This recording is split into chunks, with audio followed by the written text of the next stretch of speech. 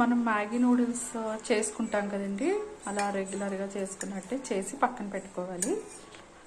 తర్వాత ప్యాన్పై ఆయిల్ వేసుకొని క్యాప్సికమ్ చిన్న చిన్న ముక్కల్లాగా కట్ చేసి అలా వేసుకోవాలి. తర్వాత చిన్న చిన్న ముక్కల్లా కట్ చేసిన క్యారెట్, వీటి రెండింటిని బాగా కొంచెం ఉడుకునట్టుగా హాఫ్ బాయిల్డ్ అయ్యేలాగా ఫ్రై చేసుకోవాలి. ఇప్పుడు అందులో ఒక ఎగ్ కొట్టి వేసుకోవాలన్నమాట.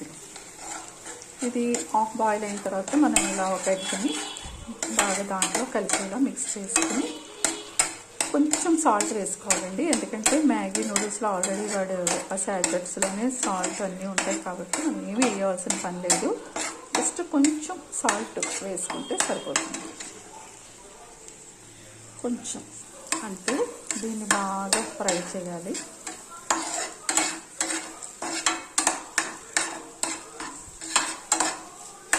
ఫ్రైలో పెట్టుకుంటే ఇంకా తొందరగా అవుతుంది. అడుగంటకుండా ఫాస్ట్గా పెట్టుకుంటే తొందరగా అవుతుంది. దీంట్లో లైట్గా కారం కూడా వేసి బాగా కలపాలి.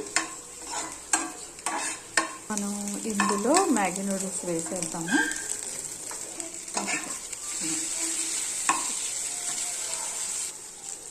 అంతే,